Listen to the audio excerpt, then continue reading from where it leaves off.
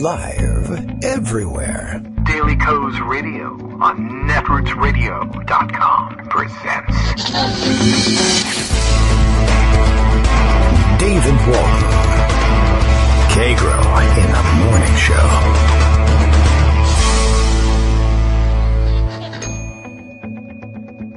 Now, here's David Waldman.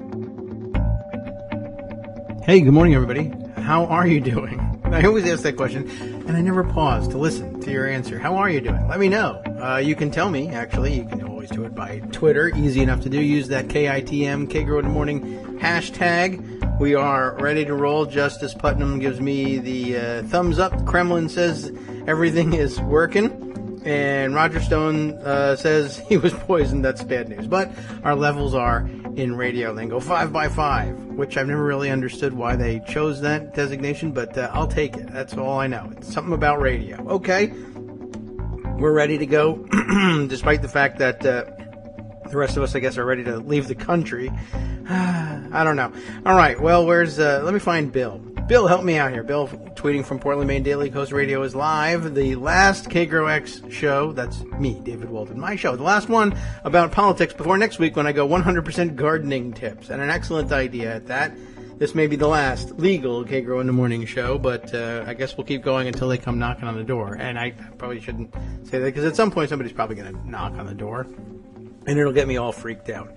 It's been interesting watching the morning news roll by. Of course, our show will be complete before we are into the Trump era.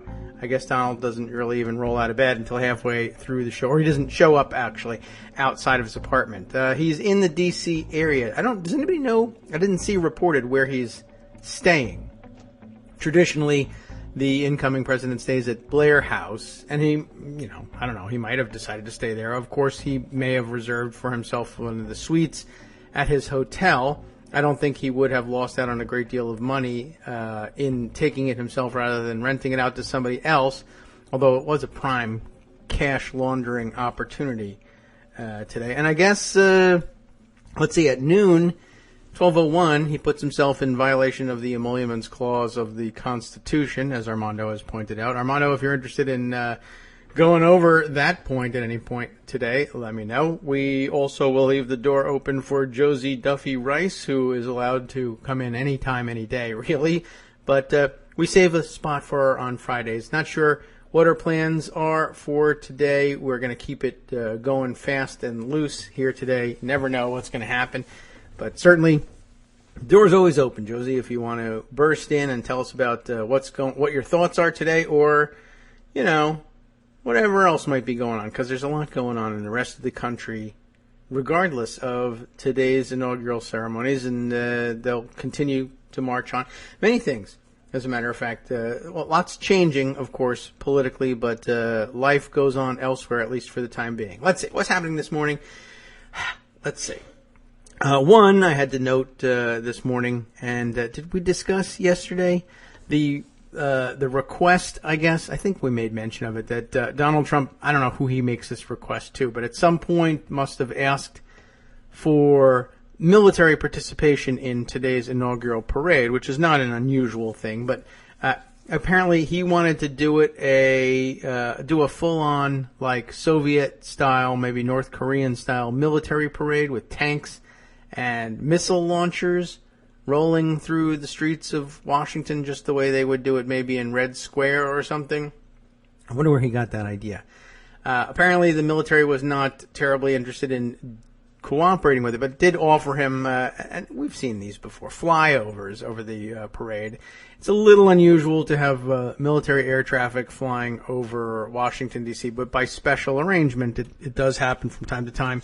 I don't know if I've seen it at another inaugural parade, but I have seen it before. I think following the first Gulf War, as I recall being downtown and on the mall, and that they had some military flyovers and fireworks in connection with, I don't know what the official event was, but I guess the conclusion of the original 1990-91 Gulf War episode. the one in which we did not continue all the way to Baghdad or topple Saddam Hussein, which was probably the better idea, believe it or not. But yeah, I do recall being downtown and watching some military flyovers. It was rather exciting and interesting. I guess they get that today. They were rejected for the tanks and missile launchers, and I've heard bandied about, or I don't know, I haven't seen anything authoritative on it, but I imagine it certainly makes a great deal of sense. It was said that those trucks, those missile launchers, those tanks are just way too heavy for the municipal streets in Washington D.C. and would actually do damage to the pavement to roll those through. I believe that sounds about right. It's also just sort of, hey, where are my optics people, by the way, about that? And Melania had nothing to say about that. Like, I kind of grew up in the Eastern Bloc, and there's really a lot of negative connotations to rolling missiles through the streets, etc. So he had to make do with his, I guess, Three Doors Down concert last night. I've seen also circulating on Twitter some GIFs of footage from the concert and Donald Trump singing along with whatever song it is that these bands do that he's familiar with, from behind bulletproof glass, which is where we see most of our presidents these days. I don't think he's unusual in that respect. But singing along with the band, well, okay. I don't know. Maybe. I guess so. I'm sure we've seen, I know we've seen Barack Obama, singing something at some point. So, I don't know. It just looked particularly weird to see Donald Trump do it. But, well, what can you do? Who cares? Anyway, also lots of reports from people down on the ground in D.C. that the crowds are just not up to snuff when it comes to an inauguration. I attended the 2009 inauguration, as many of you may have done as well, and the crowds were overwhelming. Of course, by the way, for all the people there to see their hero, Donald Trump, I recommend trying to get from one side of the Capitol to the other, or transversing Washington, D.C. I recommend the 3rd Street Tunnel. It's a great way of ducking under the crowds. That was in 2009. That was the one that became known as the purple tunnel of doom. People who had tickets to what was there designated the purple section, standing out on the mall essentially, were being moved from one side of the city to the other through the 3rd Street Tunnel, which was closed to traffic, but it was also closed to everybody else. So the one end of it was like, as I recall, was blockaded in some way. And everybody who went in there got stuck there for hours, and they were tweeting, "Help, let us out." And I think some of them missed the actual inauguration underneath the city in that tunnel as well. It was really weird, and so I recommend trying it this year. I'm sure they've got it right by now. But everybody says the crowds are light. There were not that many out for the concert yesterday. Daniel Dale did a great series of, I guess, man-on-the-street interviews yesterday. Just straight up photographing people who were in town for the inauguration, asking them, why were they there, what was exciting, and why they supported Trump. And it was very revealing. And I think probably the most revealing of the series of tweets was the one in which he had to defend himself against charges, I guess, which I didn't see. I figured he was probably responding to Twitter comments saying that he was mocking people who had come to the Capitol for the inauguration, and he had to defend himself and saying, I'm not mocking them. I'm literally just showing you who they are and telling you what they're telling me about why they're here. If you find it absurd, that's on you, and maybe you're mocking them in your mind, but I'm certainly not, although it's easy to see why people might have come to that conclusion given the imaginary things about Donald Trump that they claimed to support. I mean, the thread was pretty much what you would have expected. People saying, well, we're excited to be here and we support him because he's a godly man, and his integrity and his personal commitment to, I don't know, whatever else, and that he can keep his hands to himself because they're so tiny, things like that. Yeah, here, Kate Sherrill is sharing a picture with me here. It says, that's the tweet of Evan Halper. Evan is an LA Times reporter, I guess, based in D.C., it says, covering Trump and climate. Good luck trying to keep your head on that one. He says, tweets a picture from inside the Metro car that I guess he's riding in. Hardly a stampede to the inauguration. Inside the red line at Adams Morgan en route to the mall. And I can tell you this.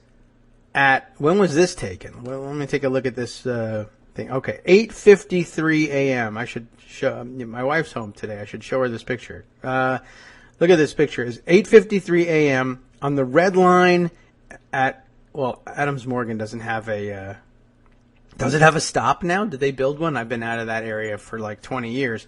But we'd be talking about, the heart of the residential area of Northwest D.C., a huge commuter line, the red line would be. And normally at this stage at Adams Morgan, well, normally, unless they built a stop there that I don't know about because I haven't been there since forever, you'd be well underground. On the way from, you'd be in between stops. At least when I lived there, you would be in between Woodley Park, I guess, and DuPont Circle. And that will ring a bell, right? There's no way you could be on a red line train at DuPont Circle at 8:53 a.m. on a Friday and be the only one in the car. There's nobody in this thing. Now, maybe that they're all at the gates already trying to get in, trying to get up close, nice and early. That was certainly the case. But in 2009, I took the Metro in from, I don't know, I guess we must have picked it up, way outside the orange line, the end of the line, maybe, I guess, Dunloring, out in Virginia. And, you had to park in remote lots and walk over and wait in line to get into the Metro in most stops. I don't really recall exactly what it was like way out at Dunloring. But my recollection of getting out in D.C. and then trying to take the Metro back out again when it was over, it was incredible. The crowds, it was amazing. You were just jammed in the streets, shoulder to shoulder, for half an hour, 45 minutes before you could even get to the escalators to go down to take the Metro to get out of there. The fact that it's empty today, I don't know. Pretty weird. Let's see. Bill also has a mention here. He says, I bet your listeners want to know what the weather outlook for Trump's inauguration is today. That's true. We discussed this ahead of time. I read earlier today, Tegan Goddard had a piece go by. I didn't actually open up, but I saw his headline that Obama and Biden had a set of secret signals, and Bill and I have this set of secret signals to figure out the weather forecast. We just forget to give it to you every single day. But today we're happy to tell you that the forecast for Washington, D.C. is cold and showers. Just wanted to get that out there.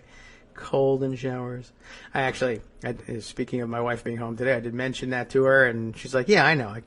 That's the weather. I see. So, okay. We're a little slow on the uptake here in the morning, all of us. It took me a while, too, and I made the joke. So how about that? Okay. What other things have been flying by this morning? Lots. You know what? Here's an interesting little think tweet somebody sent to me. I don't know who this is. Stephen Burr, Aaron's brother, I guess. The giveaway here, besides the avatar of a cartoon donkey wearing an elephant mask and looking at a cartoon elephant wearing a donkey mask. Get it? There's no difference between the. He's a libertarian. Describes himself in the profile as a libertarian, political junkie, science nerd, Second Amendment supporters. Okay. He's retweeting the tweet of Jason C., who tweets as Counter Moonbat. Get it?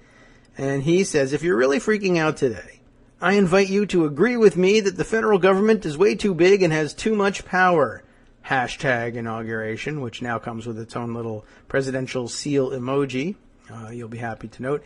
And Stephen Burr decided to send this one on to Igor Volsky, to me, to Timothy Johnson, who is a research fellow and Guns and Public Safety Program director at Media Matters, and Propane Jane, Doc Rock Tex 26, if you have somehow managed to avoid ever signing up to follow Propane Jane, who you can also, of course, follow along with at Daily Kos. And they thought that was super smart, I guess. I kind of wanted to address that just for a second, but not actually with them. But maybe you run into something like this too. It is very interesting. I find this always fascinating when the libertarians try this one on me and say, if you're freaking out today, I invite you to agree with me that the federal government is way too big and has too much power. Okay, sure. I do. I agree with it pretty much every day. The funny thing is that that's supposed to be like a big trap. Look out, I got you. Now, in the name of freedom, individuality, and liberation from the insane political parties, the duopoly that monopolizes, yes, it can be done, the political arena here in the United States. In the name of your individual freedom, you now, that you have agreed with me on this, have to, by law, sign up for my party and adopt my platform top to bottom on specific policy issues from here on in. Just to show that you're not going to knuckle under to two big organizations that have too much power. I mean, yeah, I think almost anybody can agree with that, and then it's the specifics that get you. Like, do you think that the federal government ought to help people? No, say the libertarians. Yes, say everybody else. And gosh, now you're a hypocrite, and you're out of the party, and we're going to send you to a re-education camp to figure out what's going on in the name of libertarianism. Whatever. I don't know. I always found that pretty stupid. I always found libertarianism a little stupid. You probably did too. And the idea that you can't think that the federal government is perhaps too big and perhaps has too much power, but also decide that in some cases that power may be warranted or well used, whereas in other cases it may be being abused. I'm not really sure why that wouldn't occur to you as a possibility. But I guess it's beyond their capacity. All right. Well, anyway, I probably shouldn't have closed that one because I want to leave it. Hey, you know what? Forget it. I was going to leave it open so that I could put it in the daily roundup that we send to Scott, and Scott turns into those fabulous recaps of each daily podcast. But who cares? I mean, okay, the guy said that. You don't need to see him say that, and I'm not answering him on Twitter, so the real totality of the exchange is here. Do you really need a reference? Is it fake news? Did I fake that thing? Maybe. Maybe not. Speaking of fake news, I also see that, I don't know what the context of this was. There's a Wall Street Journal article referenced here, but just picked up this tweet from Shane Harris, who is a senior writer regarding national security at the Wall Street Journal, and that's how he can see it. He's got a subscription. Bannon and Kushner, who've emerged as key national security players, which is an amazing thing to have to say, had to reassure worried cabinet picks about Mike Flynn. Now, imagine taking your reassurance about Mike Flynn from Steve Bannon. That's pretty remarkable, right off the top. It is linked to an article from the Wall Street Journal, the title of which says that Trump, as president, to visit agency he vilified over Russia intelligence. Trump will be visiting the headquarters of the CIA on Saturday, which I thought was supposed to be a day off from him. That's it. So day one, for all of the stuff he promised little people, that's Monday. Day one for actually doing presidential stuff that he wants to take care of, that's Saturday, I guess. And of course, there'll be some executive work done today. He will be, I am fairly certain, he'll be pulled aside at some point. First of all, I understand he gets pulled aside at some point before the inauguration, before the oath. And as they put it on Twitter. Now, I don't know how much substance there is behind this, and I imagine something like this goes on. But people had tweeted yesterday that you should think about the fact that at some point tomorrow he'll be pulled aside and taught how to launch a nuclear strike. which I had to modify in my own reply to that and say, well, he'll get the rundown on it. It'll be explained to him. Whether or not that's something that he learns from the presentation, well, that's up in the air. I don't know how quickly he learns things like that. I don't know how much he really has to know either. It might just be a situation where, well, here it is. I'll tell you how this works, but in case you forget, really all you have to do is turn to the guy with what they sometimes call the nuclear football and say, I forget how to do this. Walk me through it. We got to launch a nuclear strike. Okay, I'll help you. Anyway, so that likely will go on today. Also, of course, after the inauguration, and I don't know, maybe somewhere in the neighborhood of the inaugural luncheon, let's say before, he'll probably be presented with a stack of papers. There's a room right there in the Capitol he can use. There's a president's desk in the Capitol outside of the Speaker's office that is reserved for the president's use when he's in the building for State of the Union address and the like. And they'll likely present him with a stack of papers there. That would be official communications from the White House notifying Congress, and in particular the Senate, of his nominations for cabinet positions so that they have the necessary paperwork to go ahead with handling actual floor votes in approval of the various nominations now pending, or not yet pending. That's one of the things I guess we got to talk about, right? All of these hearings have been to this point for quote unquote nominations, which haven't actually happened yet. Everyone anticipates they're happening, and the Senate, in order to work efficiently and be in a position, under normal circumstances, you would want to be in a position to approve a good half dozen or more, at least, cabinet positions today, and do it quickly by voice vote. Normally, a normal president with a normal brain has nominated people who are not particularly controversial, who are well respected in their fields, who have their own political bases in many cases. That's a rhyme. And who have, completed the paperwork. They filled out their ethics and financial disclosures. They've been examined, and in the main, the committee has found no reason to question their fitness for office, and so they refer very quickly, as soon as the communications come from the new White House administration that the appointments have been made, or that the nominations have been made, there's a process that they go through over in the Senate, and you'll see that begin about 4 p.m. today, and it would normally, I don't know if it always waits till 4, but at any rate, the Senate comes in for a quick session. The Secretary of the Senate announces that or notifies the chair anyway, that the communications have been received. They note it for the record. Sometimes they refer the communications to the committees of jurisdiction, sometimes not. At any rate, they then very quickly say, essentially, we've had our hearings already. The people who have been nominated are normal. The people who nominated the people are normal. We've all examined them. We know who they are.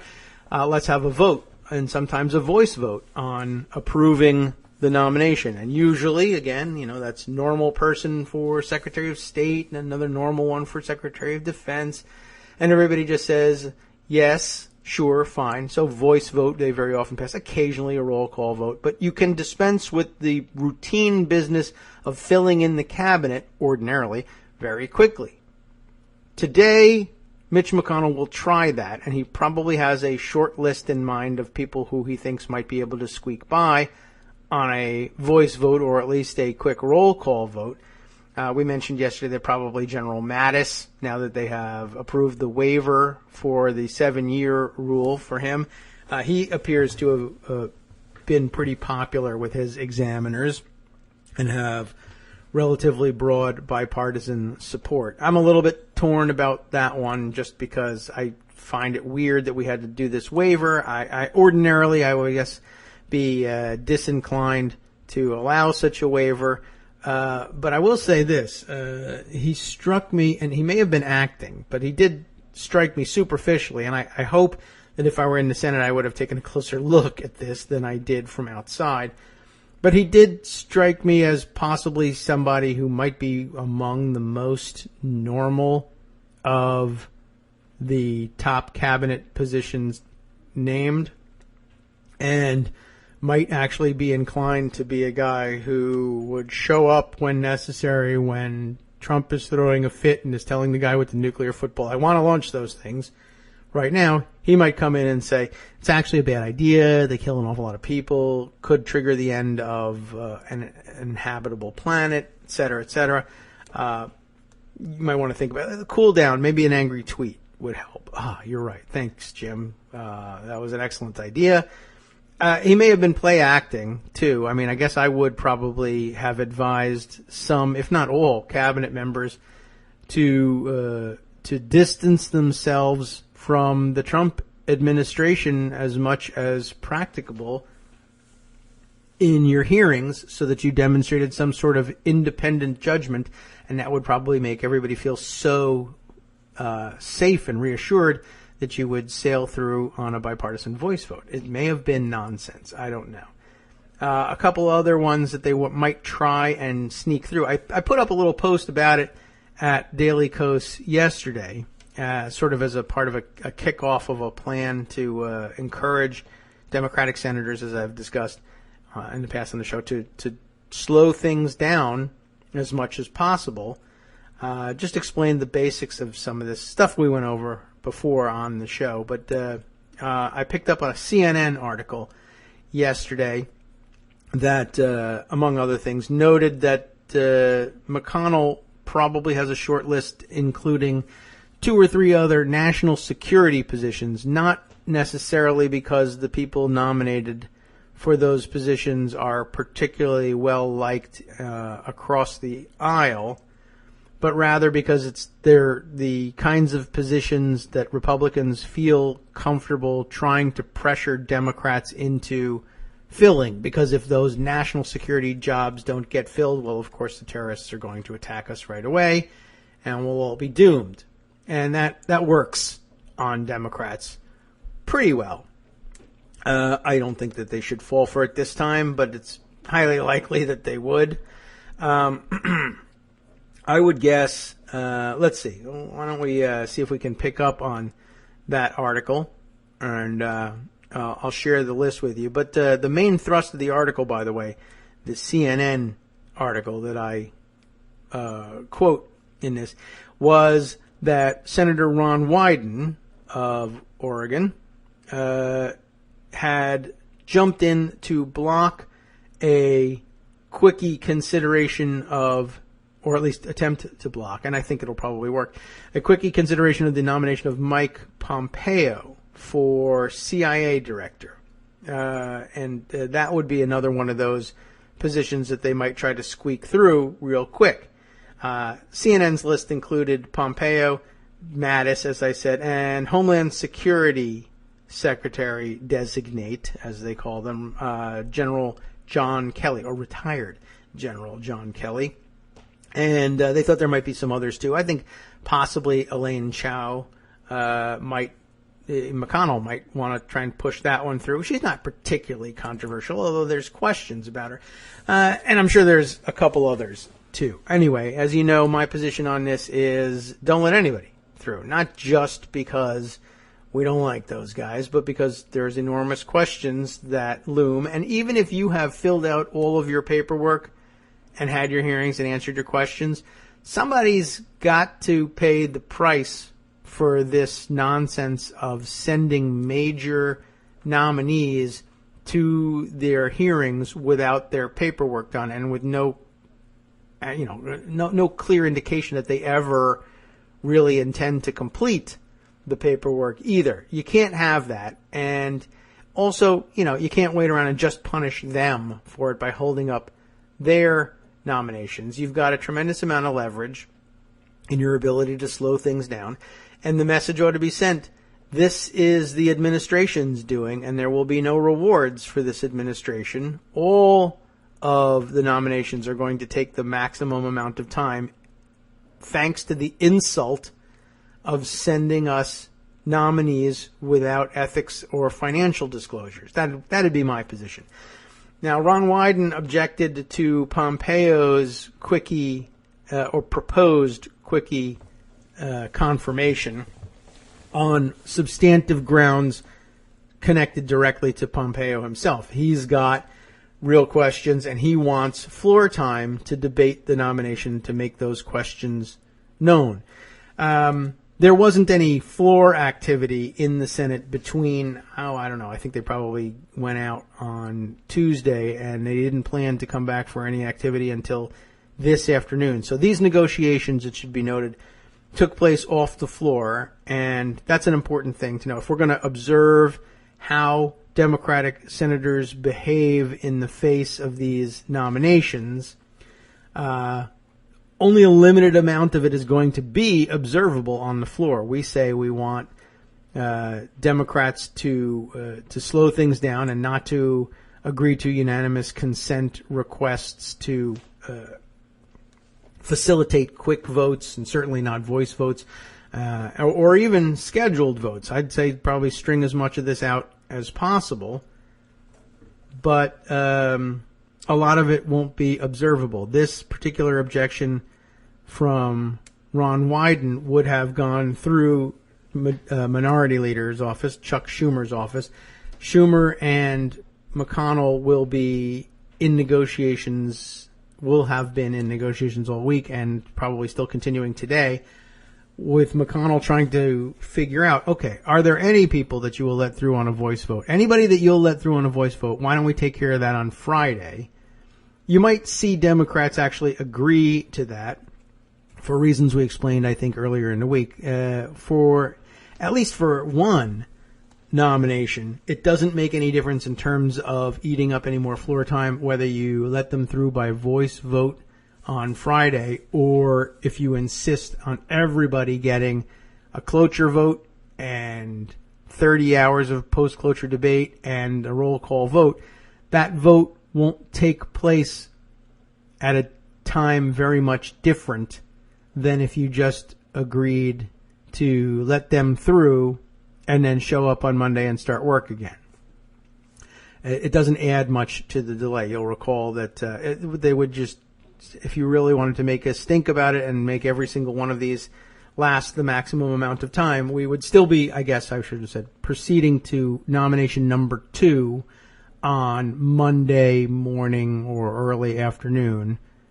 Whereas if we simply let this person through today, we would return to work 9 a.m., let's say, on Monday and begin taking up nomination number 2 then. So the number 1 nomination, you can stretch it out, but heading into the weekend, they would just run that clock over the weekend, and you wouldn't get much in the way of eating up planned floor time. So anyway, you can expect to see at least one, if there is one non-controversial agreed-upon nominee to sail through, go. Whether you'll see any more than that will be an indication of how hard Democrats plan on fighting over these nominations. If you see more than one, they're willing to let some time slip between their fingers. How much? Well, we'll see how many more than just one get through this afternoon. There was also the counter argument against delay on some non-controversial nominees. The thinking might be, well, there's going to be so much resistance and so much obstruction of these unqualified and non-compliant nominees, compliant when it comes to the financial and ethical disclosures required of them normally.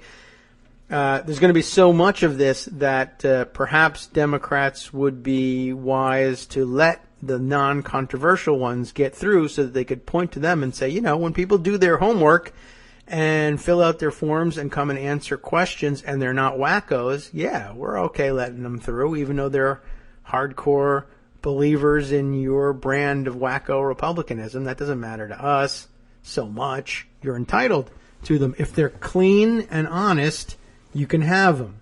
If they're dirty and questionable and suspect, you're going to have to fight for them. Anyway, Pompeo, I guess, has questions surrounding him, at least as far as Ron Wyden is concerned. And so, in the initial round of negotiations between Schumer and McConnell, where McConnell said, are we all agreed that Pompeo can get through? Schumer said, I imagine, something like, well, I have word from members on my side, senators on my side, specifically Senator Wyden, that he would not agree to that. And so what that stands for then is, if McConnell were to come to the floor, let's say, and say, I ask unanimous consent that the Senate approve the nomination of Representative Mike Pompeo as CIA director, Schumer would say, well, even if Wyden is in the bathroom or getting a snack at the time, on behalf of Senator Wyden, he might note or not say, I object to that. And that's all it would take to make sure that that didn't happen by unanimous consent. Now, he may then say, well, I'll take a voice vote on it then. And Democrats would have to be on hand, 11 Democrats to be specific, to demand a roll call vote for it. Of course, there would also be the opportunity to filibuster that nomination. I do remind you that that still exists, even though it takes only a simple majority to invoke cloture. Cloture must still be invoked if there are senators who refuse to end debate and proceed to a vote. And then, of course, once you invoke cloture, though it may only take you a simple majority, then you have to run that 30-hour clock, and objections to unanimous consent to dispense with the 30 hours will mean that clock has to run. So there we go.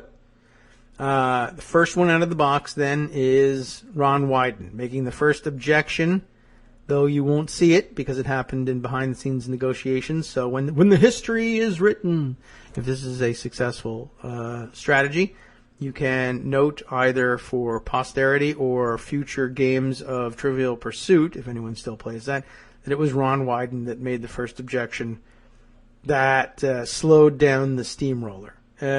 You should, of course, be contacting your Democratic senators to insist that they do this for everyone, even if they complied with the disclosures and are otherwise non-controversial. They are a part of an administration that has made a practice of withholding key information that senators need to prove that they are, in fact, honest, transparent people on the up and up, as opposed to, say, oh, I don't know, Russian sleeper agents. I don't know, if you have to come up with a label for them.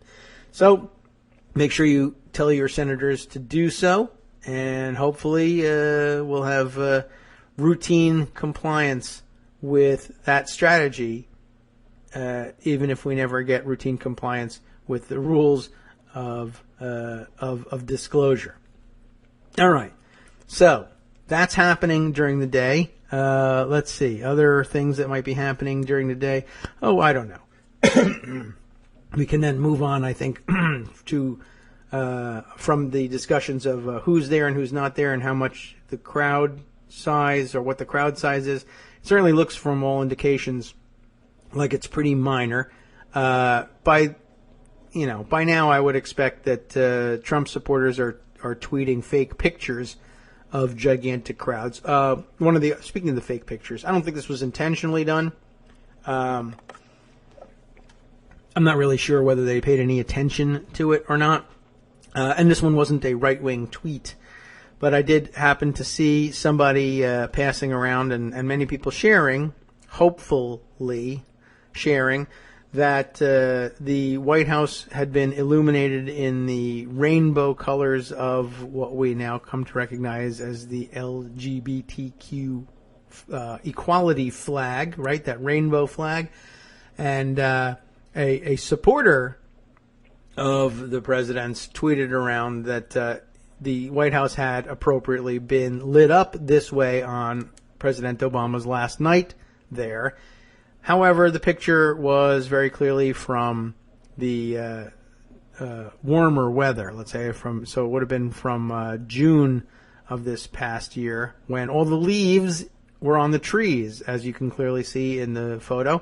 But the right wing seized upon it, of course, and said, look, how appropriate that Obama is doing this on his last night just to stick his thumb in the eye of real America one more time. But again, if there's leaves on the trees, it wasn't last night. but apparently it was a very popular tweet nonetheless. What can you do?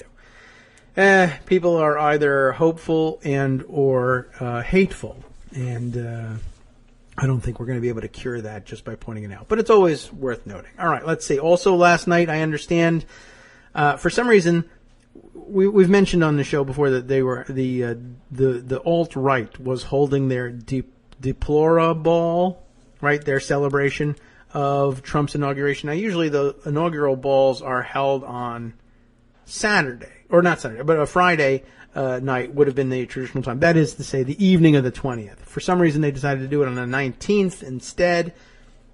Maybe they got a cheaper rate on the hotel room, but apparently they had a big party, and there were protesters, and the protesters really made it seriously difficult on some of the deplorable attendees to get in and out of the venue, which is actually kind of funny, and I laugh at it. We shouldn't, of course. You should be free to, go anywhere you want to go, but in normal times. But on the other hand, I can't discourage you from intimidating Nazis. If you can do it, by all means, go ahead. You got my permission. That's not the permission you need, but, you can feel good about it sitting in a jail cell, I guess.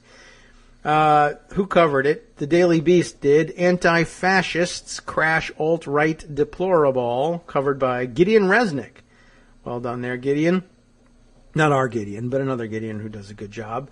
Let's see. While the internet's most fervent Trump fans held their soiree at National Press Club, protesters raged outside. We'll just take a quick look through the description of the scene here as attendees poured into the deplorable. And let's see, would have been. I saw that James O'Keefe was there. I think that one was the one that I don't know whether they ever got Milo to go to this thing, and Charles C. Johnson. No word on whether he pooped the thing or anything like that. But maybe Gideon found out.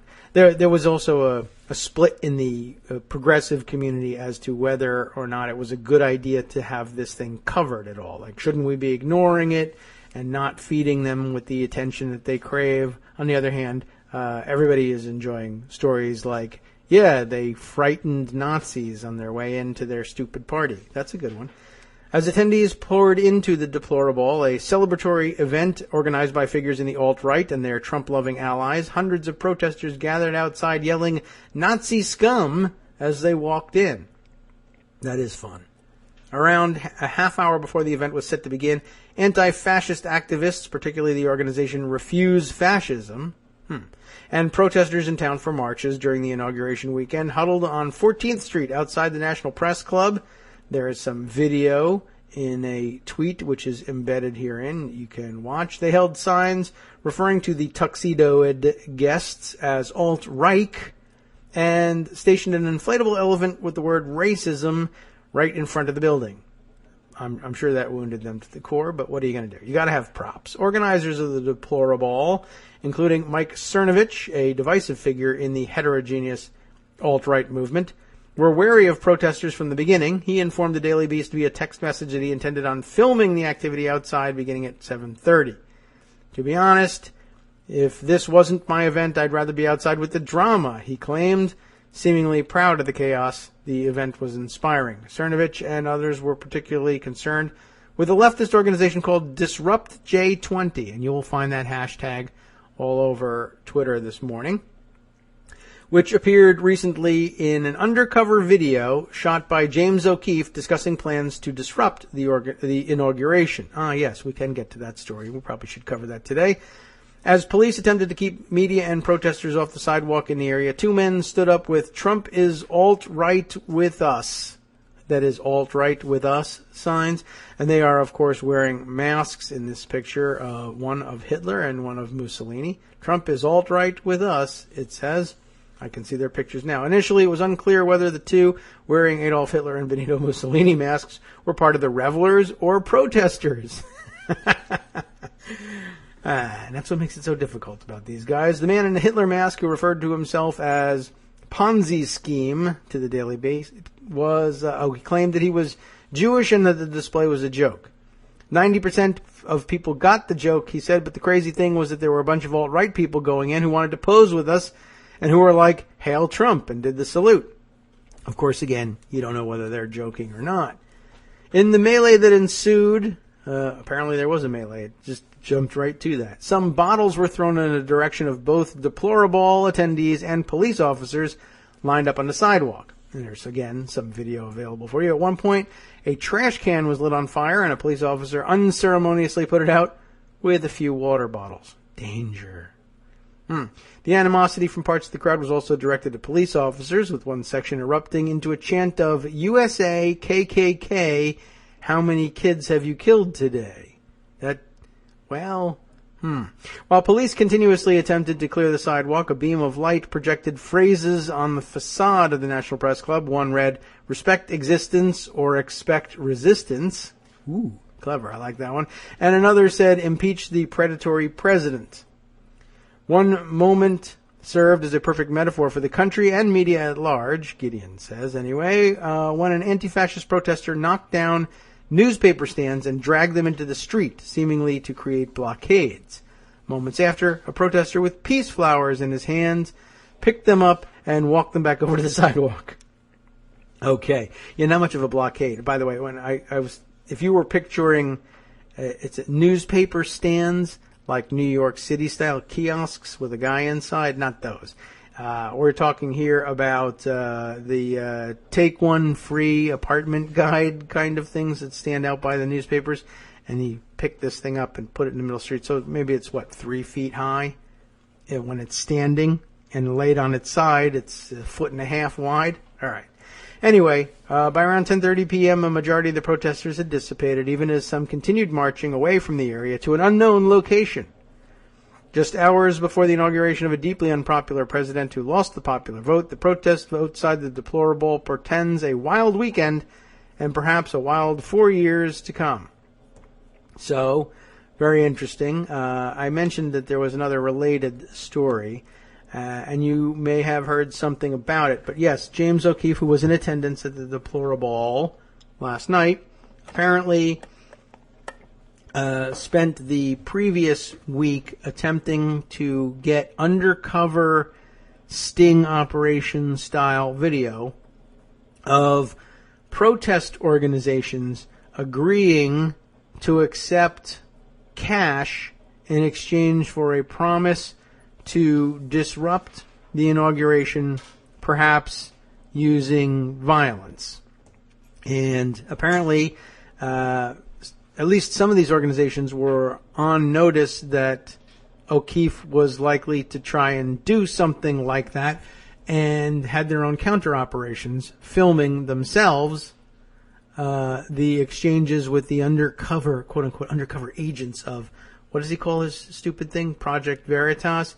And apparently they got the video footage out first and sort of O'Keefe on that one. I have here a entry from BuzzFeed. Inside the alt-right's campaign to smear Trump protesters as anarchists. Just thought I might share that one since today is Inauguration Day. This is the work of Joseph Bernstein over at BuzzFeed. Sources tell BuzzFeed News that viral photos of a sign urging violence against Melania Trump at an anti-Trump protest some weeks back were planned by one of the organizers of the deplorable, Jack Posobiec. I'm guessing at the pronunciation there. Posobiec. And the most important letters of that one, of course, would be POS. The rest of it is superfluous after that. But yes, this is not a piece actually about the O'Keefe sting that was reversed on him, flipped on him. I just realized we're now talking about some other plans independent of O'Keefe's to pretty much do the same thing. But I should grab the O'Keefe story and share that one with you. This one also is interesting because it was a rather infamous event. This was a protest, I guess, immediately following or nearly immediately following the election outside of the Trump International Hotel in Washington, D.C., at which was the appearance of a protester or someone who appeared to be a protester holding a sign that said, "Rape Melania." And it was photographed, of course, by all the people at the protest and tweeted out and shared among those on the right as evidence that the protesters of the left were dirty, filthy beasts. Although it turns out, not surprisingly, that your suspicion, which may have arisen immediately at the time when you saw the photo, that this was in fact an alt-right plant, well, your instincts served you well, it was. Less than a week after the 2016 presidential election, a Trump supporter named Alan Beck tweeted 2 photographs of an anti-Trump protest in Washington, D.C., in which a hooded figure, that is, wearing a hoodie, not like KKK-style hooded figure, held aloft a sign reading, "Rape Melania." The images went viral, and the sign, as well as Twitter, drew swift condemnation from news outlets both left and right. Some Trump supporters took the sign as confirmation that the passionate national opposition to the president-elect was ultimately anarchic and violent. Many of these supporters had drawn a similar conclusion about the Black Lives Matter movement, it should be noted, and is noted herein. The current surge in the left's propensity toward violence and mayhem should surprise no one, wrote one InfoWars commenter, and to some Clinton supporters, the sign was a gutting refutation of Michelle Obama's "when they go low, we go high" speech, and a reminder that Trump rallies didn't hold a monopoly on menace. But BuzzFeed News has learned the "Rape Melania" sign was not the work of an anti-Trump protester at all. Instead, according to sources, it was the brainchild of a group of Trump supporters led by Jack Posobiec. I'm going to give that sort of that Central European pronunciation at the end, that's C. One of the organizers of the controversial Deplorable inauguration party and a prominent figure in the pro-Trump internet. Furthermore, as shown by a series of Posobiec's text messages obtained by BuzzFeed News and confirmed by a source who collaborated with him, the sign was the culmination of a disinformation campaign by Posobiec and others intended to paint the anti-Trump rallies as violent and out of control. In a phone call with BuzzFeed News, Posobiec denied that the texts were sent by him and said that it was likely they had been photoshopped. He also denied having any involvement in the campaign. BuzzFeed News reviewed the text on a source's iPhone in Signal, the secure texting app, and the Signal messages allegedly from Posobiec came from the same phone number on which BuzzFeed News talked to Posobiec. At 9:59 p.m. on November 10th, Posobiec posted a video to Twitter of an anti-Trump protester yelling, "Assassinate that nigga." That's what it says. In a 10:30 p.m. text message that same night, he claimed that he'd started an "Assassinate Trump" chant to goad protesters into copying him with the intention of filming them. And then that text exchange is reprinted herein. A November 10th set of text took a page out of your book, someone, the name of whom is redacted. I kept yelling, "Assassinate Trump," until someone repeated it, then I got them on tape. Though the video didn't go viral, guess it's just not interesting enough, it was picked up by Russia Today, the RT network, and some conservative blogs. In the same text message conversation, he and his collaborator brainstormed other incendiary things to chant, including "Rape Melania," which then, of course, later shows up on the sign. 2 days later, in another text obtained by BuzzFeed News, Posobiec discussed with another collaborator his plan to, quote, discredit an anti-Trump protest by infiltrating it with the bad signs. Here's the exchange on November 12th. They are planning to protest the Trump Hotel later today at 3:30, and then the Capitol later.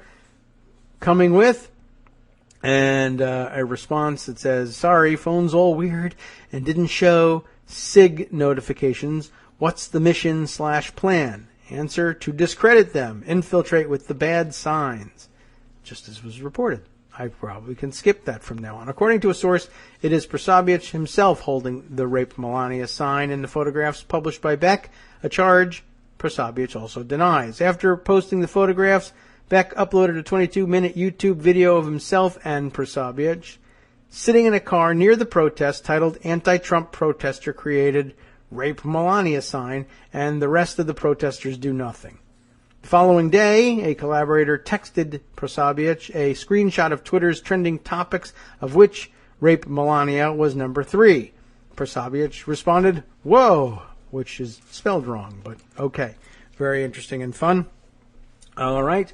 Today, the former deplorable organizer Tim Gionet, Gionet, I don't know how he pronounces that, who goes by Baked Alaska on Twitter, accused Prasavich of making the sign. Prasavich, who is the special projects director of a grassroots organization called Citizens for Trump, whatever, has been at the center of several flare-ups of the new right media in recent weeks. In November, Prasavich was thrown out of Comet Ping Pong, the Washington, D.C. pizza parlor made infamous by Pizzagate for filming a children's birthday party that was being held there. How nice. So respectful. That is. And in December, he started the viral Dump Star Wars hashtag after claiming that Rogue One contained anti-Trump scenes. So, serious super winner kind of a guy there. Very important that we keep up to date with what he's doing. But, I just wanted to let you know that those efforts are out there. If you find yourself at a protest perhaps later today, or perhaps you're already there now and listening now, relaxing afterwards, it's too late for you to have done this. But if you see something like that, you should probably approach it with some serious suspicion. The likelihood of it being an alt-right provocateur appears to be pretty serious. Let me see if I can find a James O'Keefe story in the news about his having been trapped. There we go. Okay, let's see. I see there's a Snopes one and a Project Veritas has its own stuff here. Boing Boing has. Who is it that has the best stuff on this? I would bet that Boing Boing does a pretty good job with that. Let's click on that and borrow their story. James O'Keefe caught trying to bribe protesters to riot at Trump inauguration. Who's our byline here? It's Cory Doctorow. So good. That's going to be enjoyable. James O'Keefe is the Breitbart-affiliated fraudster and fake news pioneer who staged the hoax videos about Acorn and Planned Parenthood, we all know that disrupted the last 2 election cycles. His M.O. is to dress up in disguises and then attempt to trick progressives into saying damning things on camera. He's not very good at it, having been rumbled by both CNN and Jay Rosen and Clay Shirky in the past. Okay, lefties at The Undercurrent and Americans Take Action believe that O'Keefe would strike again by trying to entrap them into appearing to take bribes to riot at the inauguration. So they staged a counter sting and recorded the whole interaction, which they've now released. The counter sting, carried out by The Undercurrent and Americans Take Action, and I think he's quoting their releases here, a project of a previous target of provocateur James O'Keefe, managed to surreptitiously record elements of O'Keefe's network offering huge sums of money to progressive activists if they would disrupt the ceremony and, quote, put a stop to the inauguration, and the related proceedings to such a degree that donors to the clandestine effort would turn on a TV and maybe not even see Trump. To have riots blot out coverage of Trump, the donor offered unlimited resources, including to shut down bridges into D.C. That's a little awkwardly phrased, but okay. It makes it sound like the donor was going to shut down the bridges. The Undercurrent, led by executive producer Lauren Windsor, is sponsored by American Family Voices, which was among a constellation of groups infiltrated by O'Keefe's Project Veritas during the presidential campaign, an effort to link Democrats with voter fraud. By the way, what was the results of that? Where are all the busts of serious voter fraud in Philadelphia? Remember when he was tailing that van for a while? Pretty sure he was going to bust them on the spot, catch them red-handed in some sort of voter fraud. That didn't work out, as I recall. Didn't find anything, did he? But he's dropped that one. All right, let's see. What other fun things might we add to today's collection? Yes. Did I put this other article aside as well? Maybe I just left the tweet up. I picked up this one yesterday.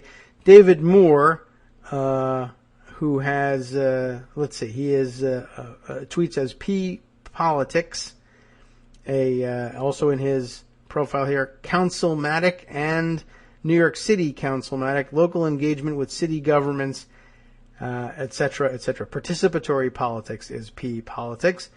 And I believe I've run into him before, and now I can't remember what other organizations he used to be with. Doesn't fit in his profile. Anyway, he tweeted here, Gang of 9 GOP senators could challenge Trump, and a link to an article in The Hill. It was just a reminder of just another list of Republican senators that you might possibly see from time to time as possibilities for crossing the aisle in defiance of the Trump agenda somewhere along the line. Although I don't expect to see any of them on the nominations. I wanted to take a peek at that and see if what the names were and whether anybody thought that it was worth investing any time in any of them. Susan Collins is among those listed, and I understand she spent most of the day yesterday essentially doing what she usually does, undermining our faith in her ability to stand fast on anything. The article is illustrated by photos of Collins, John McCain, and Marco Rubio, who I think we all expect to flip, even though he was particularly hard on some of Trump's nominees. Who are the others? Lindsey Graham's name comes up, of course, he's the fourth. Rand Paul, who might actually do something like that, might actually cast a vote against a Trump nominee here and again. So that's not unexpected. So that would be number 5. Who's left here who hasn't been named yet? Jeff Flake of Arizona. Yeah. Lisa Murkowski of Alaska. Lamar Alexander. That's an interesting addition to the list, considering he's the one that has railroaded the Betsy DeVos hearings. So not likely that we'll see much from him. There's, I guess, a 9th one out there somewhere. Have I missed somebody? Let me run through that again. We'll go through the underlined names here. John McCain, right? Lindsey Graham, Rand Paul, Susan Collins, Marco Rubio, Jeff Flake, Lisa Murkowski, Lamar Alexander. That's 8. Who's supposed to be the 9th? Is it just a miscount? Yeah, I think so. All right. So correction to the headline. That's at least we've gotten that much out of the piece. The Hill has to go back and correct that. I wonder if there's any comment. Is there a comment section where does anybody say, "Hey, that's 8"? I don't know. Well, the guy who wrote it has a PhD. I don't know if he wrote the headline though. The guy who wrote the piece has a PhD. Surely somewhere along the line he learned to count, if not to 10, then at least to 9. Hopefully he'll get on top of that one. All right. Let's see. Other items that I wanted to share. Oh, yes. This also relevant to today in particular. Another piece from The Hill. And I know I should get away from The Hill. Diplomats, spy stepping down despite being asked to stay. What is this about? It's funny when you see with all the Russia stories swirling now, to see that the byline for this piece is Nikita Vladimirov. Vladimirov. I don't know how it's Vladimir Ov, but I wonder if you have to change the emphasis on the different syllables here in any way. All right, well, you get the idea of how the name is spelled. And Nikita, writing for The Hill here, says, 3 top government officials will be leaving their posts despite being asked to stay by the incoming administration. This I thought was an interesting point. And I'm seeing more and more reporting about it, about not only people who are top-level political appointees, who normally would be expected, and I think everybody does, submit their resignation effective January 20th in written form, and you're just informed ahead of time by the incoming administration whether that resignation will be accepted on January 20th or at some later date if they need you to stay on to smooth the transition. And because this administration has been so lax and so behind in its schedule for getting new people into place, they might need that more than most administrations for people to stay on from one administration, at least temporarily, into the next before they're replaced. That's very common. Less common, of course, would be asking people to stay to help smooth the transition and having them refuse to do so. And I'm seeing more and more reporting about that happening. Since then, I think I've seen the numbers boosted to something in upwards of 20 people at top-level positions.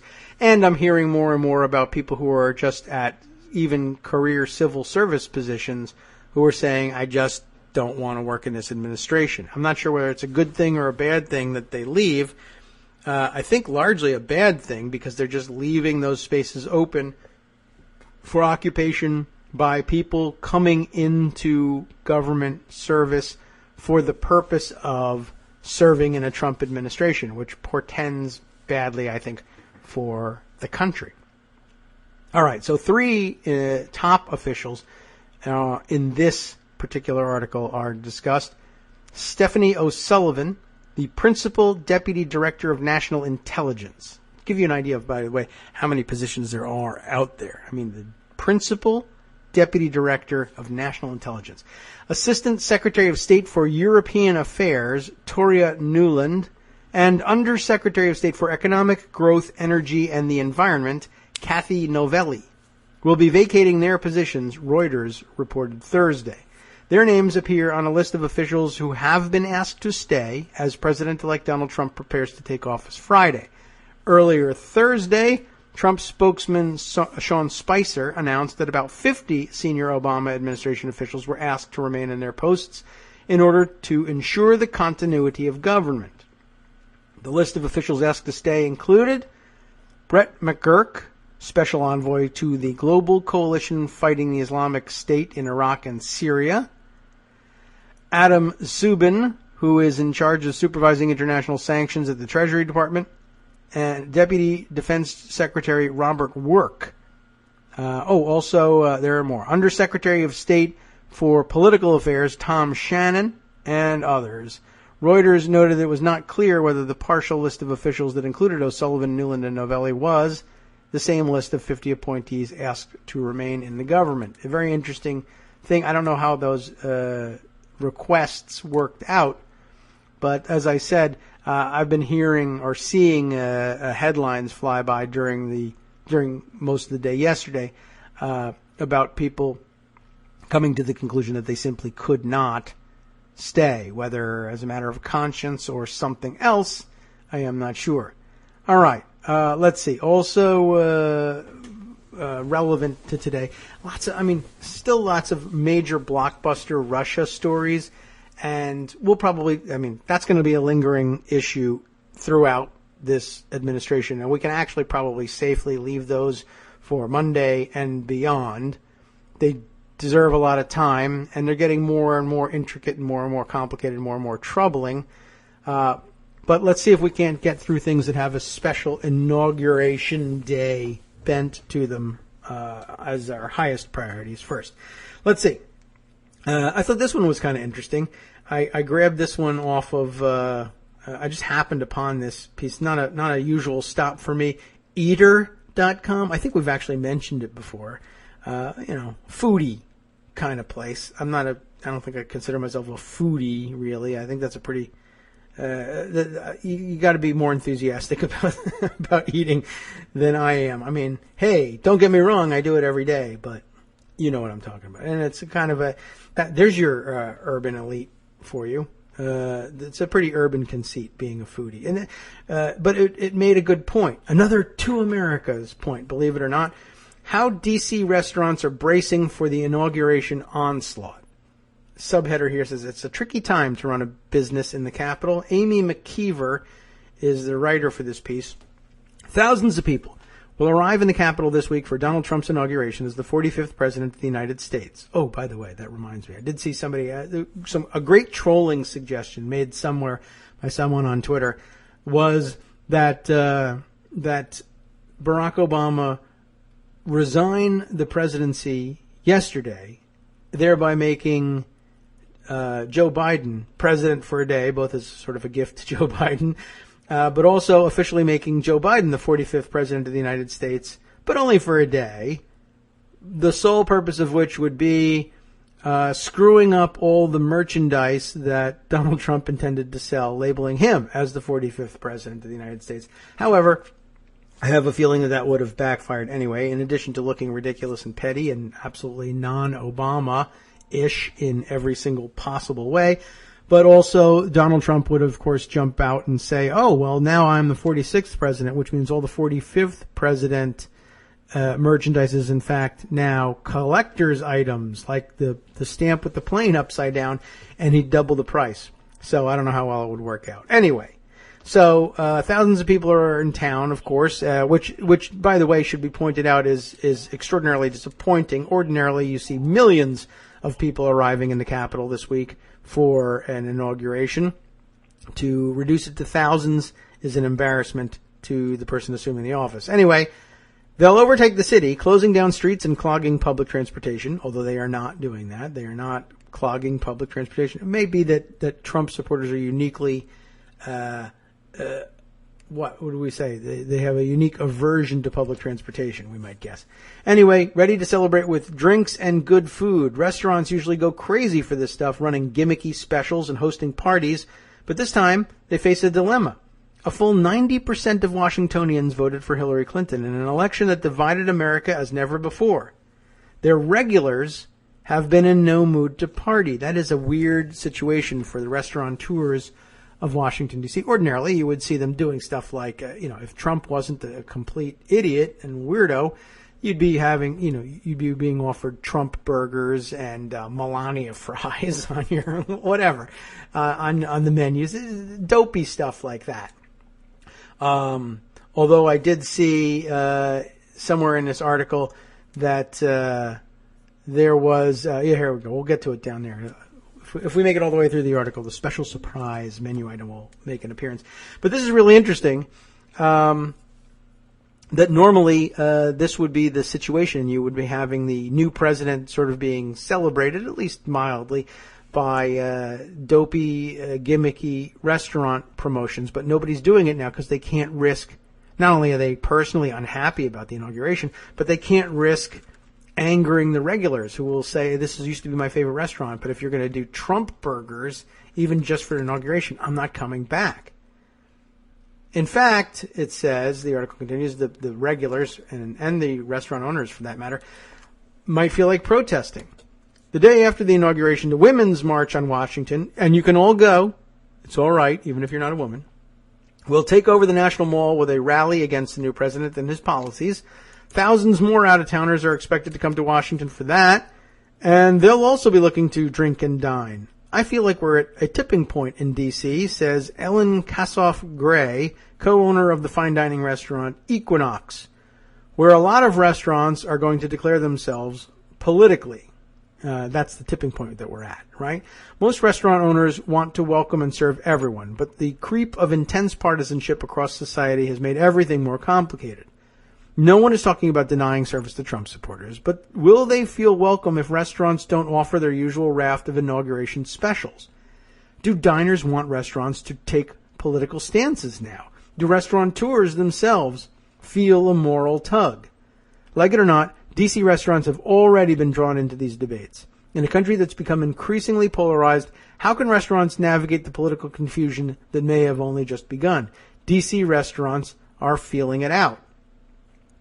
And it says here, the next section is titled, An Unprecedented Inauguration. From her restaurant steps away from the White House, Gray has seen plenty of inaugurations. She and her chef husband, Todd, opened Equinox in 1999, less than 2 years before the first inauguration of President George W. Bush. A D.C. native, Gray has also witnessed the presidencies of Ronald Reagan, George H.W. Bush, and Bill Clinton. But she's never seen an inauguration weekend like this one is shaping up to be. This is crazy. She says, it's unprecedented. Let's not mince words. It was a weird election, Gray says. Well, she just minced words right there. It was not a very friendly tone. None of them ever are, but this was the most cantankerous I've ever lived through. That's perhaps why bookings got off to a subdued start. Equinox, a favorite spot for power players, normally sees a rush to inauguration weekend bookings following the election. This year has been a bit slower.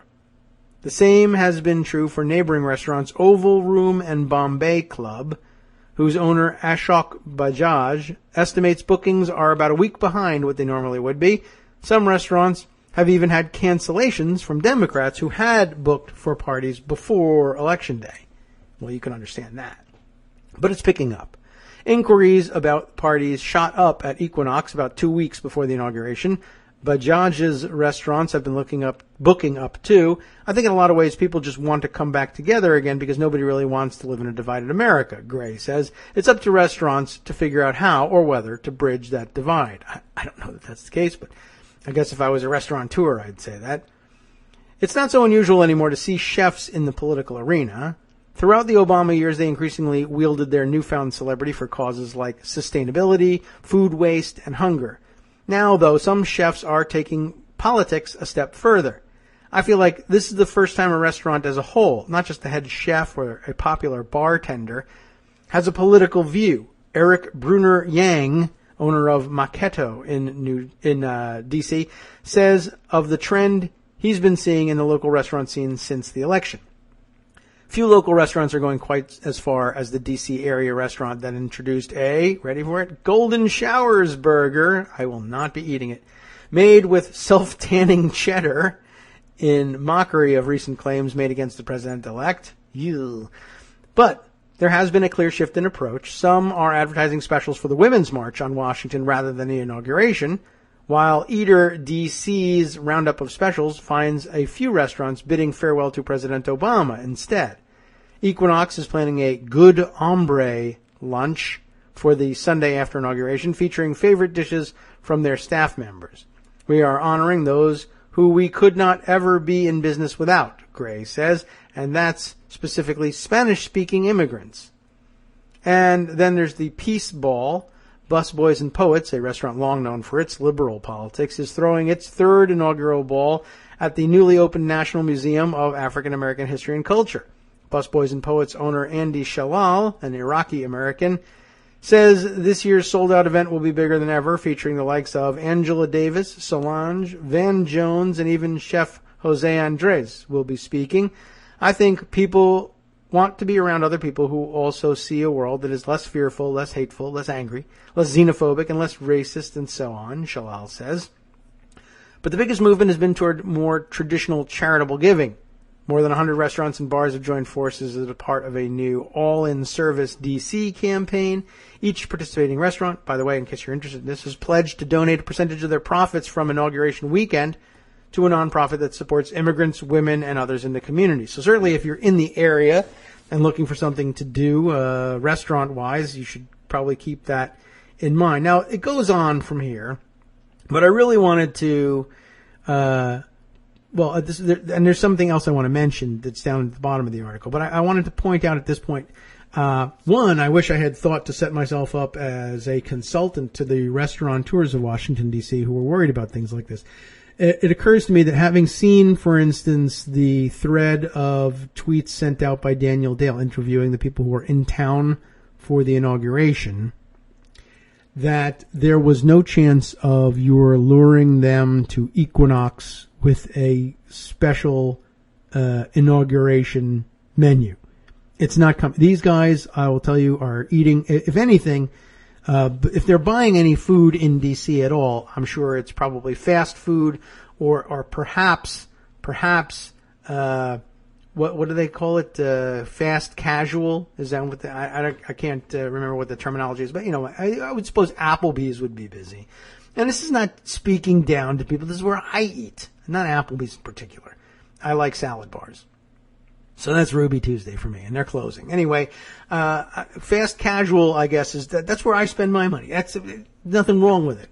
But that's at best. I mean, I would guess it's more likely they're eating out of the coolers that they filled from the supermarket on their way to D.C. They put the coolers in the back, no doubt, of the pickup trucks, and are sure that coming to Washington, D.C., they would find only weird, exotic immigrant food that would probably poison them anyway, and it would be too expensive, and they'd never be able to afford it, even though it's quite affordable to eat all over the D.C. area. But, and we're an expensive place, yes, but come on. But they probably thought they'd be charged an arm and a leg. And frankly, the vibe I got from Dale's tweets was and none of them said this to their credit, but they all looked like they were astonished that they hadn't been mugged yet. They were amazed at the fact that they hadn't come under attack because they had come to the big city. One or two of the tweets, I don't know whether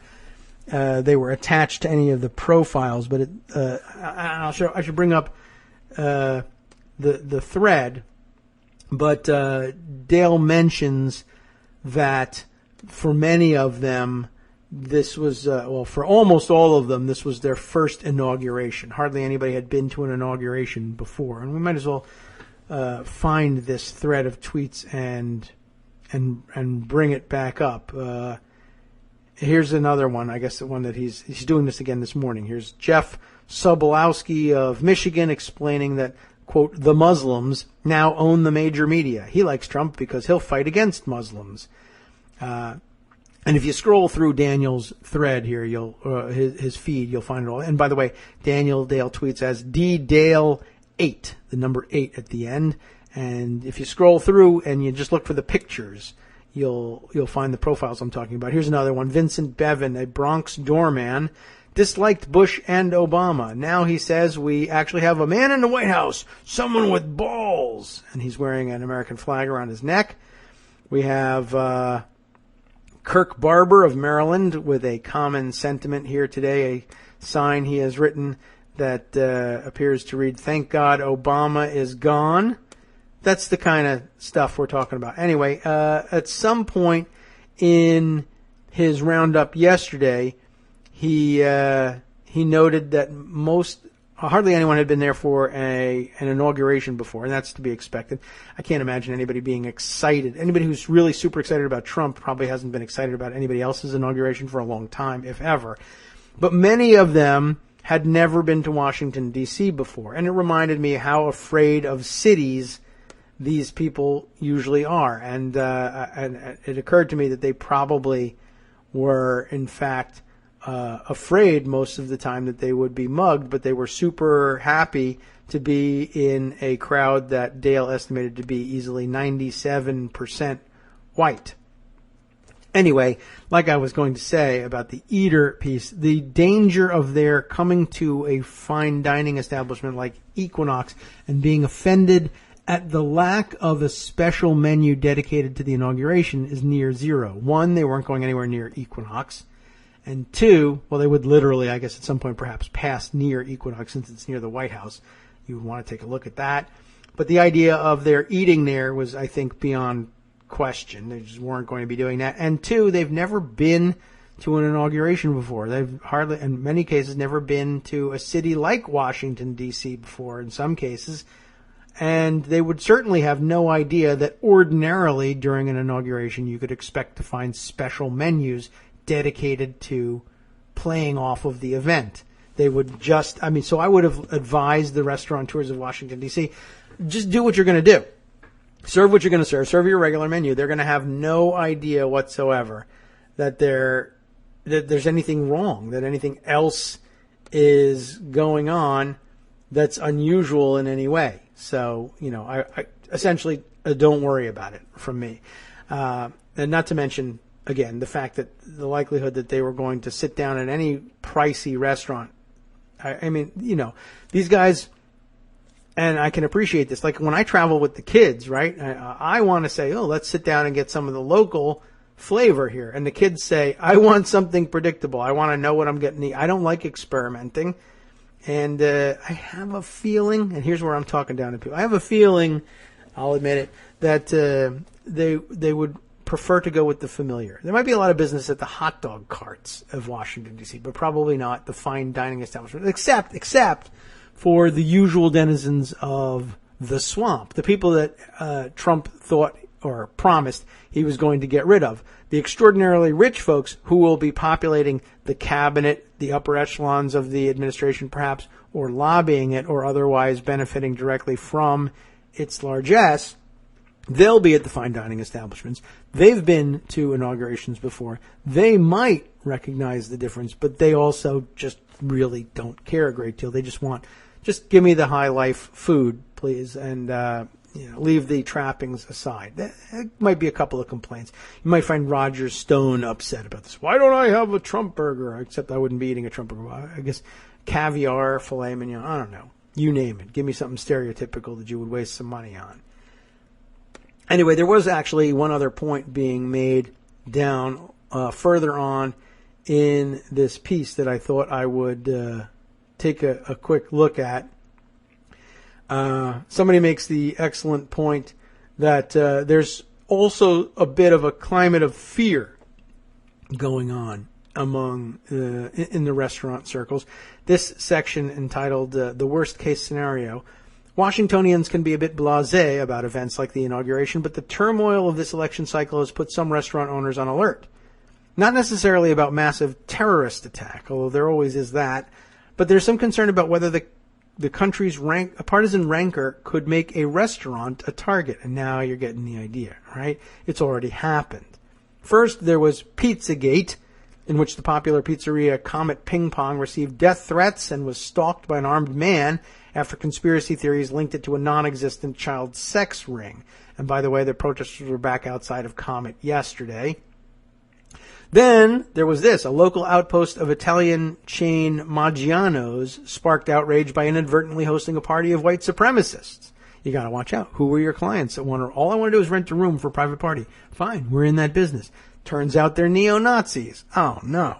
People find out you've rented the room to them, and if they find out in time, they protest, and you got to wonder, is it worth the trouble of serving them? Should we cancel the contract? Should we involve ourselves in a lawsuit? What should we do? And most recently, the Virginia nightclub Clarendon Ballroom, where I believe Daily Kos actually had, did we do our own thing, or did we participated in a broader, like Netroots Nation style inaugural ball type event? It was a party the night of January 20th, 2009. I remember it, and I think it's where it was, Clarendon Ballroom. Most recently, the Virginia's Clarendon Ballroom, I guess the ownership or whatever, was harassed online for declining to host a pro-Trump inauguration party. Nobody wants to be the next restaurant on this list. You don't know who's coming into your restaurant, says Gray of Equinox. What if they do turn out to be white supremacists? What are you going to do? And so for the first time in its 18 years, Equinox has begun screening anyone who requests to hold a private event. She's not alone, she says. I don't think there's a restaurant who's not screening. I think maybe the upscale ones, certainly. Indeed, the anxiety is so widespread that last week, Washingtonian reported, with the assistance of legal counsel, that it's okay for a restaurant to turn away white nationalists. Wow. Actually, that's probably a good article to open. I don't know if we have time to get to it, but it's interesting to save anyway. And of course, there are terrorism concerns. We're in the sniper zone here, Gray says of her White House-adjacent restaurant. Of course, the thought crosses your mind. Worried that his presidential-themed restaurant group could become a target for harassment or worse, restaurateur mentioned above earlier, who I didn't read that section, but his last name is Popovsky. They've installed extra security cameras at each location and will be hiring security guards for Inauguration Day. There's not much else you can do to prevent catastrophe, though. What are we going to do? Pat down all our customers and profile people when they walk in? Maybe. And that attributed to a different restaurateur, also named above, but I missed reading it through. So you can take a look at the Eater article in today's Roundup post and read all those parts for yourself. But very well, very interesting, very well worth reading and giving some thought to. The difficulties of just getting by in your own little business in Washington, D.C., both during the inauguration and in the Trump regime to come. Some weird things to think about, certainly. Of course, that also puts me in mind of the new target on all of the Trump properties around the world, whether hotels or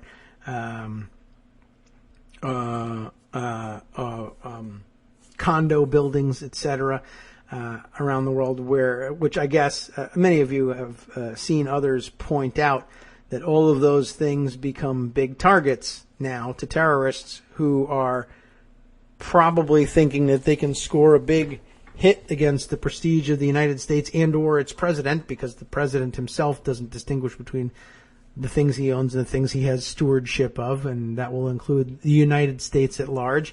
And a lot of you have probably given some thought to whether or not President Trump would insist on sending U.S. troops if there were an attack launched on a Trump property somewhere overseas, that he would simply regard that as an attack on the United States itself. Why? Because I'm the president of it, and my name is on the building, and that's why they did this. And he's probably right. That was why they hit that building. You're probably wrong, on the other hand, if you think you ought to be allowed to get away with committing troops to protect your family name overseas. But I imagine that it is a confusion that will come up, and I imagine that you can expect the vast majority of Republicans in Congress to agree with the insane assertion that Donald Trump himself now should be viewed as embodying the United States of America.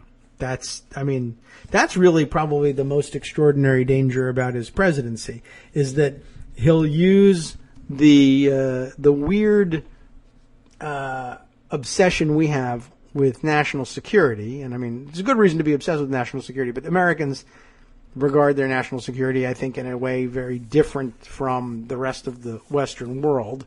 But the real danger, in addition to all of these stupid little things that we all think that Donald Trump will do, is that he, or I guess I should say, the real danger, and maybe the real genius of the emoluments clauses, plural, wasn't so much about personal corruption or bribery as, and maybe it just takes a Donald Trump to make this happen, so maybe it doesn't really have anything to do with the design of the emoluments clause necessarily. But in hindsight, now taking a look back at it, it appears to be a genius prediction of someone like Trump, who really would be able to and insist upon conflating his personality with the with the nation itself, right? If the foreign emoluments worry you in the form of payments from foreign governments to rent rooms or buy condominiums or whatever at Trump Towers, probably the bigger worry is that it is the vehicle that someone like Donald Trump would be most likely to use to commandeer the United States military for his personal use. That is pretty scary. And I've thought about bits and pieces of it, but I think that really, that's the best synthesis of the problem. That, even though all the component parts have occurred to me before, I never really thought about it all that, in its totality. That the problem with his owning property and businesses overseas is how easily it translates the United States itself and its military in particular into, I guess, almost like the personal property, and that he would consider an attack against these businesses, which he ordinarily would have to liquidate and distance himself from completely, such that an attack against it, although he'd obviously remember that used to be my building, but it would be a much more difficult prospect to, I guess, convince the Congress that a troop deployment was necessary to retaliate against an attack against a building that used to bear his name. Much more difficult to do that, I think, than to convince them. And somehow the fact that his name is on it will be like magic with these guys, and they would probably vote to support such a deployment. That is extraordinarily dangerous. Okay, wow. Let's see. You know what? A good companion piece to what we read before about certain members of the Obama administration being asked to stay. The Atlantic has a somewhat more in-depth look at it, I think. David Graham wrote this piece, Why Trump is Keeping Some Obama Appointees Around. Without any of his key appointees confirmed by the Senate at this point, but that's always the case, the incoming president has turned to existing officials to help smooth the transition, as you might have expected. And we could take a look and see whether, there's a couple other names in here too. Did we mention Chuck Rosenberg, the acting administrator of the Drug Enforcement Agency, is also on the list. Nicholas Rasmussen, director of National Counterterrorism Center. Thomas Shannon, Undersecretary of State for Public Affairs. Susan Coppage, State Department Ambassador at Large, focusing on human trafficking. I think we did mention Brett McGurk. We didn't mention Cody Kinsley, spelled with 2 Ks, by the way, Assistant Secretary for the Treasury for Management, and Adam Zubin, the Acting Undersecretary of Treasury for Terrorism and Financial Intelligence. Interesting choices. Those would be among the 50, I guess, that Spicer mentioned in the other article. Anything in particular that we need to say about it? Let's see. We'll just take the paragraph opening here. Donald Rumsfeld is not joining the Trump administration, but one of his most famous rules is you go to war with the army you have, not the army you might wish to have, or the secretary of the army, as the case may be. With the process of vetting and appointing, to say nothing of confirming executive branch officials well behind the optimal pace, incoming White House Press Secretary Sean Spicer said during a briefing on Thursday that over 50 members of the Obama administration will temporarily remain in their posts to help smooth the transition to the Trump administration, or at least they would be asked. I don't know whether they're all staying or not. But an interesting collection of people. I mean, they do sound like key positions, although you would think, for instance, that Donald Trump might be interested in removing anybody from overseeing human trafficking. I'm not really sure why he picked that one. Obviously, special envoy for combating ISIS, that's going to stay in place. Although you would think he would also have somebody in mind already for that one, but maybe they need Senate confirmation. And what about, but wouldn't you also maybe think about dismissing the Undersecretary of Treasury for Financial Intelligence, given the renewed interest in and the leads people are finding on following the money, the actual cash from Russia that apparently made its way into influencing the election rather directly. Not just fake news, but actual financial support. Again, some of the stuff we'll probably have to save for Monday. All right, we're rolling around towards about 10:40. I do have a thumbs up from Josie about the ability to come by, although I'm not certain that there's any particular news, she says, but let's see. Well, we'll just let her know. Doors open if you want to say hi. But if not, that'll be okay too. It's a slow news day for, although, perhaps it might be a good idea to have her bring us up to date on the various commutations of sentences, etc., by the Obama administration on his way out the door. Let's see if she wants to come by that. Let's see. So we'll suggest to her that she come by and discuss some of that and see if she'll bite on that one. You'd think this would be sort of something I would handle before the show, but you'd be wrong if you thought that. And probably on another more professional show, most of this stuff is in fact going on behind the scenes. It's just you have somebody else to do the typing along the way. That's something I have never mastered the ability to type one thing and say another at the same time. That seems awfully tough. That way when I answer your emails, you have my undivided attention, or at least temporarily.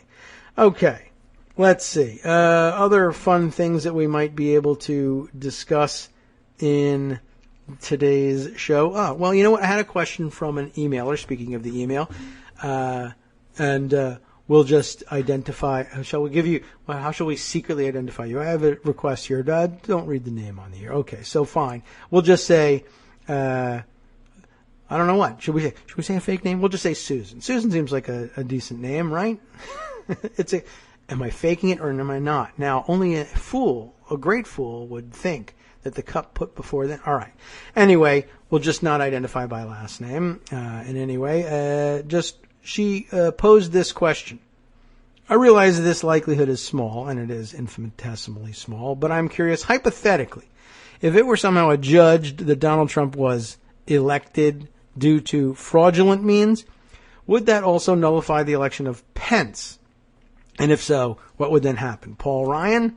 The answer to the last question is yes, presumably, if for whatever reason Donald Trump and Mike Pence were disqualified. And in most, it's hard to say, because there's never been a case. I've never seen a federal election nullified over anything.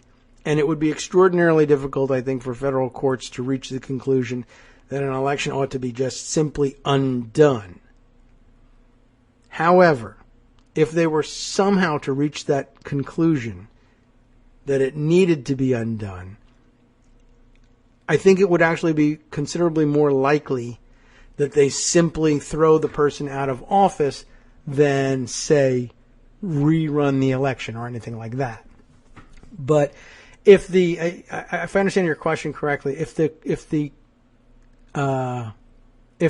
accusation, and it's proven that if the accusation is proven that somehow the election was won by fraudulent means, I can't imagine how you could separate Trump from Pence on that. I mean, Pence is only vice president by virtue of having been selected for the ticket. The ticket won.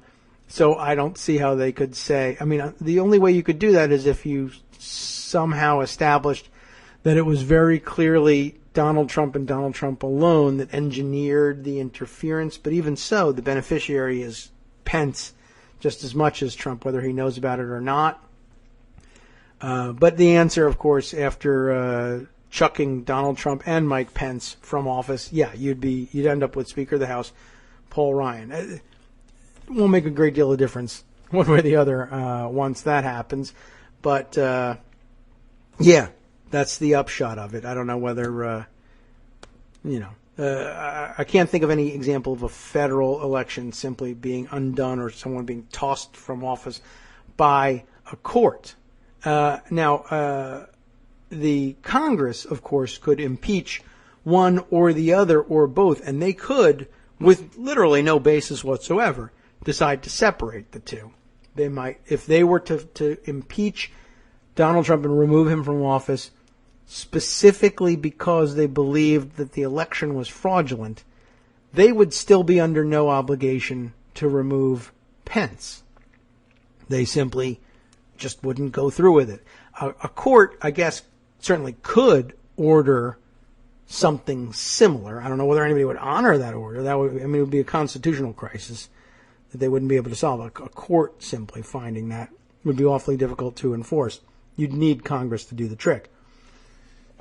And, of course, there's the possibility that a court would say, we find out as a matter of law, it's proven that the election was fraudulent, and as a matter of logic, that would require the removal of Mike Pence too, but we're not capable of or not willing to order the vacancy of these two offices. We instead leave it to Congress to take our judgment under consideration somehow.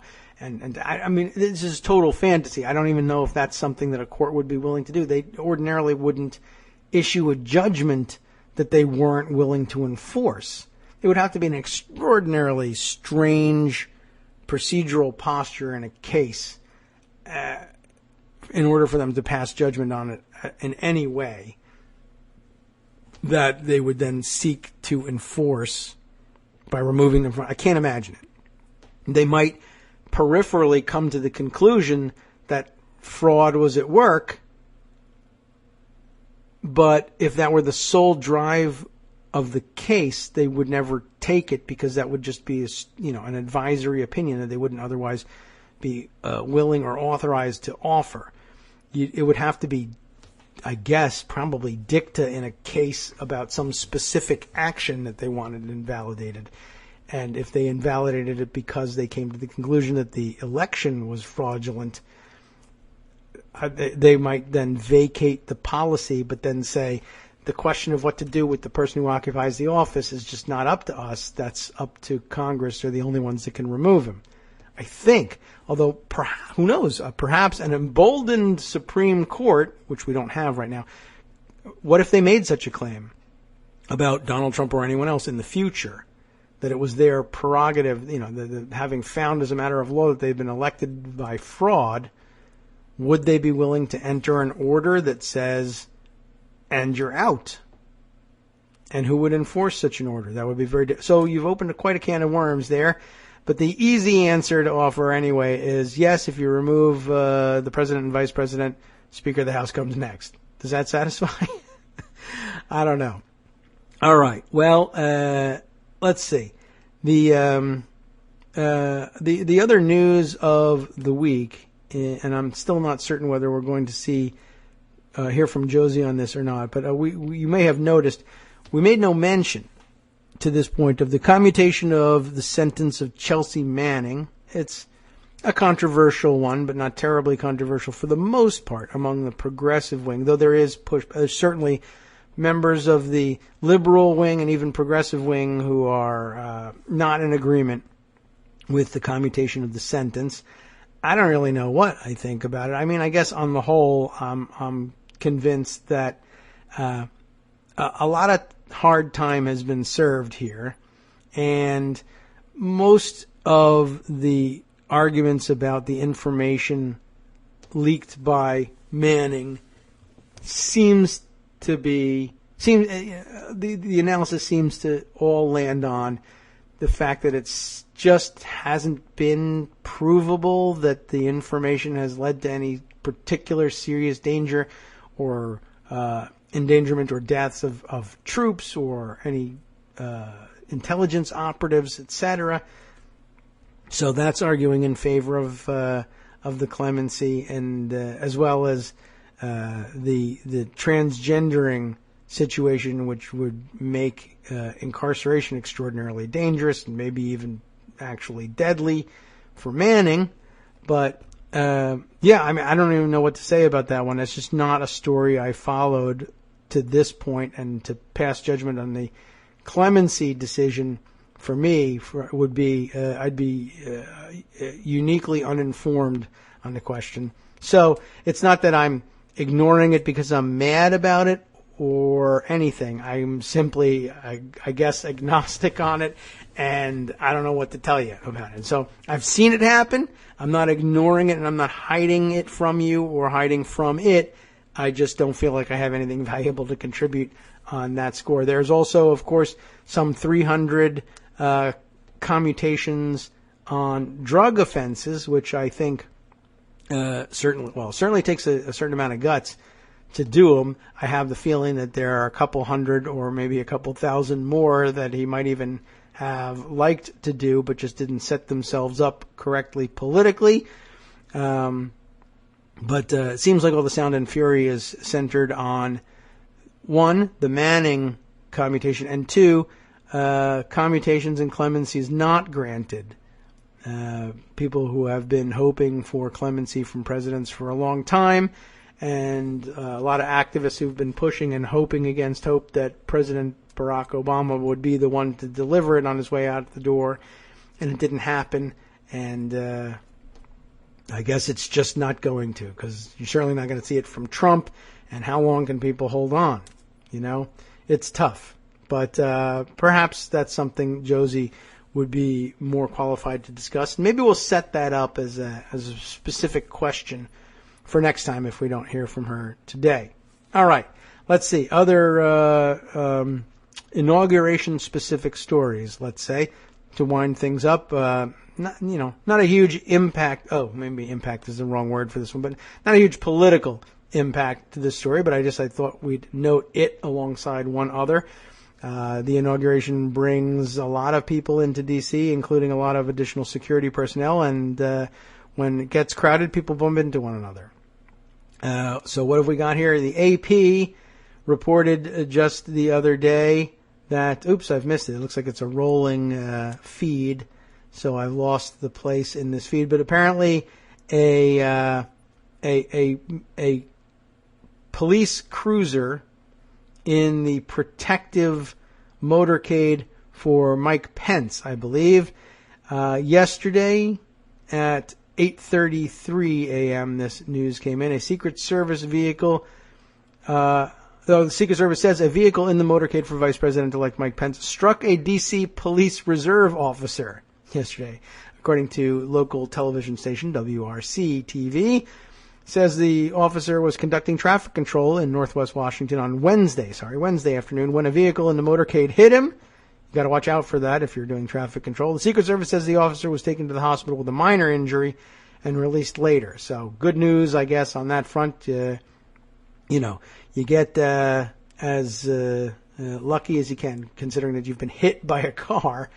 Not too bad. Okay, there was also a report on Wednesday that a contracted officer for the Secret Service Protective Force helping out with or expanded Secret Service Force helping out with crowd control and the like in Washington, D.C., accidentally discharged his weapon and shot himself in the leg. How about that one? That, of course, made our gun fail lists, but I don't have the article handy here, but we'll scoop it up and include it for you in the roundup.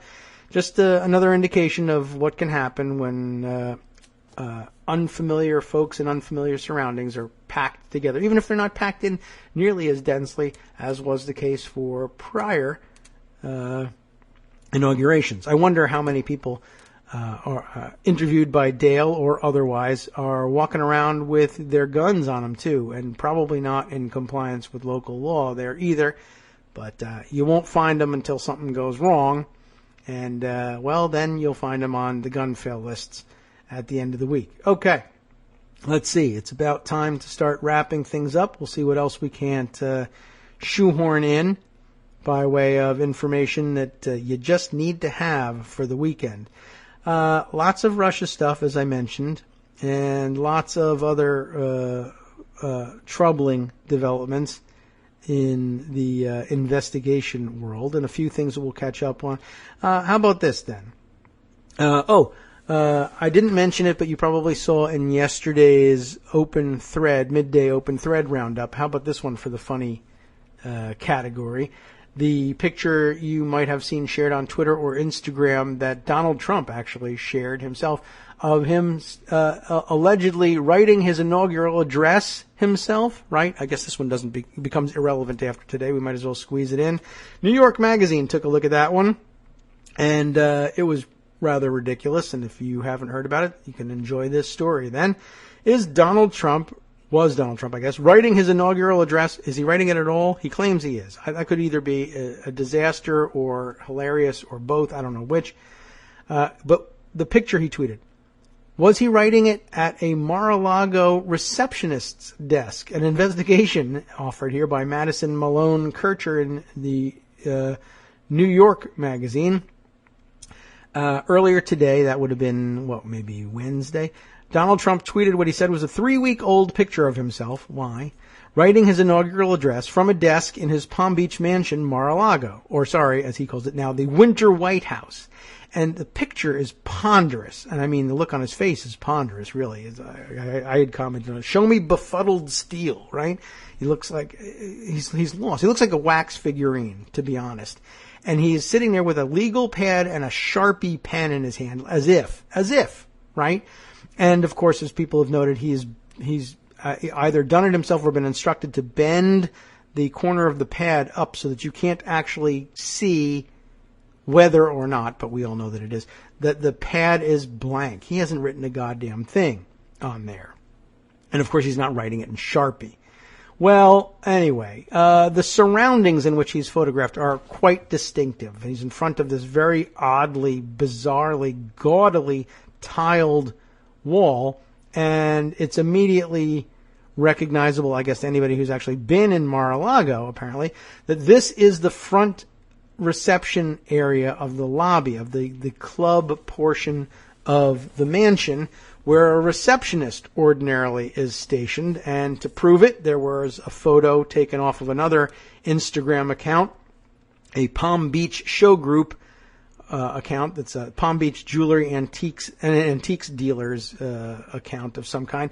A picture inside the Mar-a-Lago lobby where, I don't know, I guess a jewelry show had gone on, and they were just typing up a big thank you to the Mar-a-Lago Club for supporting the Palm Beach Jewelry Antiques Design Show. The very same desk, the very same tiles behind this woman, and Miss Dewey, who picked up on this on Twitter, tweeting out, Donald Trump, give this nice lady her desk back. It looks like she has actual work to do. They just cleared it off and moved the computer and brochures off of the desktop, and he sat down and pretended to be writing his inaugural address there. It's just such gratuitous nonsense of the type that I guess you can expect 4 years of going forward. Ridiculous for him to be claiming to be writing it himself, ridiculous for him to be claiming to write it by hand, and ridiculous for him to have selected that picture, too, that makes him look so completely lost in all of this. I just found it all very interesting and stupid and weird, but there was also this additional bit. He's next to him in this photograph is this very strange looking item, a statuette of sorts of an American bald eagle on top of a gnarled golden branch of some kind. Just some sort of stupid, I assume he thought it was very presidential looking. As it turns out, it is a dopey award that had been, it's in the photographic record, that it had been awarded to him by none other than our friend Joey No Socks at the New Year's Eve party at Mar-a-Lago, I guess the night prior to the picture being taken. Remember that he said it was taken 3 weeks ago. And of course, I can't remember exactly what it was that he called it, but, he had some ridiculous name for this piece of garbage sculpture that, I'm sure he called the Star, Diamond, Excellent, Totally Awesome, Wayne's World Award, and he gave it to him. And, only the New York tabloids took note of the fact that he was now accepting an award from a mobster and convicted felon on stage at Mar-a-Lago in New Year's Eve. And apparently that, he felt, had to be put on, it had to be put on the desk with him writing it. I wonder whether he carried that in from his office and said, this will make it look like it's my office here for some reason. I wonder why he did that. He doesn't have an office at Mar-a-Lago? Of course he does. Why he thought those ridiculous tiles looked more presidential than anything else, I'll never know. I guess the other possibility is that he got this piece of crap award and said, to hell with this. What am I going to do with this? Put it on the receptionist desks out in the lobby. What a weirdo. We have 4 years to deal with this guy. I can't believe it. But, brace yourselves. In about an hour, I guess, the deed is done. By this point, I think he's making his way over to the Capitol to get in place for the inauguration. Cross your fingers. Stay strong. Hopefully we'll be back Monday. He doesn't outlaw podcasting between then and now. And if he does, you'll then want to be sure that you stay tuned today and cram in one more episode of the After Show. What do they got for you today? Trump's inauguration prompts celebrations across Russia. Yes, I saw thousands of Russians in Jersey City partying, as Josh Warren said. What else have we got here? When research cast doubt on an expensive heart pill, the drug company turned to Tom Price to quash the study. And echoing Trump's claims that Obama's unemployment rate is actually 42%, Treasury nominee Steve Mnuchin insists at his confirmation hearing the Bureau of Labor Statistics rate of 4.6% is a hoax. What about the last half? Well, they've got all kinds of things for you in the last half of the show, too. Sheldon Adelson pays almost $7 million to make a U.S. criminal bribery probe of his Las Vegas Sands casino go away. And there's much, much more, which I'll try and squeeze in on the other side of this now familiar announcement. From Daily Kos Radio on networksradio.com, you have been listening to the Kagro in the Morning Show with David Waldman. Continuing with the inauguration theme, how about this? There have been many memorable inaugurations gone bad. Everyone remembers John Roberts messing up the oath of office at Obama's inauguration, but who remembers the thousands of dead pigeons along Pennsylvania Avenue after Nixon ordered the area sprayed for his second inauguration? Weird. Stay tuned.